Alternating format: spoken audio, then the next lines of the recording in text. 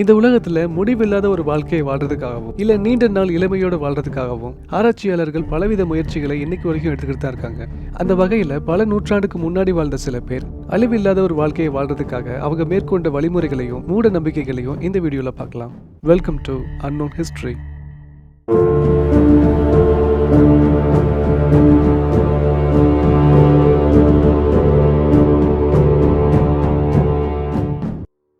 Number 1.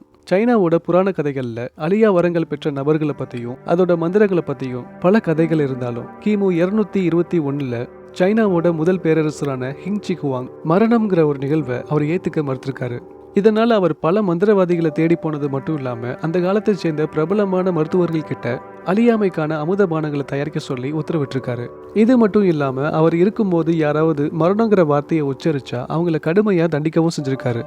அழியாமை பற்றிய பாடல்களையும் கவிதைகளையும் அவரோட காதுகள் எப்பவுமே கேட்டுக்கிட்டே இருக்கணும்னு பல புலவர்களை பாட சொல்லி கேட்டிருக்காரு. ஒரு கட்டத்துக்கு மேல இவரோட மூட நம்பிக்கை எக்ஸ்ட்ரீம் லெவலுக்கு போய் அவர் சாப்பிடக்கூடிய உணவுல பாதரசத்தை சேர்த்து சாப்பிட ஆரம்பிச்சிருக்காரு. இதனால அவரோட 46வது வயதிலேயே உயிரை விட்டிருக்காரு. இதை நிரூபிக்கிற விதமா ஆர்கியாலஜிஸ்ட் இவரோட கல்லறையை தோண்டும் போது அதுல 100 மடங்கு கான்சன்ட்ரேஷன் இருக்கிற பாதரசத்தை கண்டுபிடிச்சிருக்காங்க. நம்பர் 2. 16ஆம் நூற்றாண்டை சேர்ந்த பிரெஞ்சு நாட்டு மக்களுக்கு அழியாமை குறித்த ஒரு நம்பிக்கை இருந்திருக்கு. அது என்னன்னா, காலத்துக்கும் அழியாத தங்கம் வெள்ளி போன்ற உலோகங்களை அதிக அளவு அவங்க கிட்ட இருக்கும் போதோ இல்ல அதை சாப்பிடும் போதோ அது நீண்ட நாள் வாழ்க்கைக்கு வழிவகுக்கும்னு நம்பியிருக்காங்க. இதோட விளைவா பிரான்ஸ் மன்னர் 2ஆம் ஹென்ரியோட மனைவி கிலோ கணக்கில் தங்கத்தை சேர்த்தது மட்டும் இல்லாம மரணம் இல்லாத வாழ்க்கையை வாழ்றதுக்காக அதிக அளவு தங்கத்தை உட்கொண்டு தன்னோட 66வது வயதிலேயே உயிரிட்டிருக்காங்க. 2008 இவங்களோட கல்லறையை கண்டுபிடிச்சு அதை ஆராய்ச்சி செய்யும் போது இவங்களோட தலைமுடியில கூட தங்கம் இருந்ததா ஆர்கியாலஜிஸ்ட் தெரிவிச்சிருக்காங்க. நம்பர் 3. 1492 ரோம்ல இருந்த போப் இன்னசென்ட் பக்கவாதத்தால பாதிக்கப்பட்டதுனால அவர் இறந்துடக்கூடாதுன்னு ஆரோக்கியமான 3 இளைஞர்களோட ரத்தத்தை நரம்புகள் வழியா அவருக்கு செலுத்திருக்காங்க. இதனால சில மணி நேரத்திலேயே போப் இறந்து போனது மட்டும் இல்லாம அவருக்கு ரத்தம் கொடுத்த இளைஞர்களும் இறந்து போயிருக்காங்க. இதுதான் வரலாற்றிலேயே முதல் ரத்த மாற்றம்னு சொல்லப்படுது. 1901 கார்ல் லென்ஸ்டைனர் சொல்லப்படுற ஒரு சயின்டிஸ்ட் மனித ரத்தத்தோட வகைகளை கண்டுபிடிச்சதுக்கு அப்புறம் தான் ரத்த மாற்று சிகிச்சை முறை பலன் தந்திருக்கு.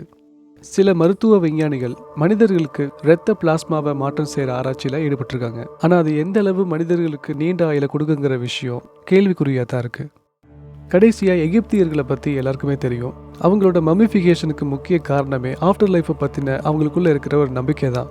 அதுக்கு அடையாளமா தான் பிரமிடுகளையும் சிலைகளையும் உருவாக்கியிருக்காங்க. எகிப்தியர்கள் அவங்களோட வாழ்நாளில் 40% வாழ்க்கையை மறுபிறவிக்கான சடங்குகள்லேயே கழிச்சிருக்காங்கன்னு வரலாற்று ஆசிரியர்கள் சொல்லியிருக்காங்க. எனிவே இந்த உலகத்தில் பலவிதமான நம்பிக்கைகள் இருந்தாலும் கடவுள் நமக்கு தந்த இந்த வாழ்க்கையை பிரயோஜனமாக வாழ பழகிக்கிறது நல்லது. இந்த மாதிரி வரலாற்று சம்மந்தப்பட்ட விஷயங்களை தெரிஞ்சுக்கிறதுக்காக நம்ம சேனலை சப்ஸ்கிரைப் பண்ணி சப்போர்ட் பண்ணுங்க. இன்ட்ரெஸ்டிங்காக இருந்துச்சுன்னா லைக் பண்ணி ஷேர் பண்ணுங்க. அடுத்த வீடியோவில் சந்திக்கலாம்.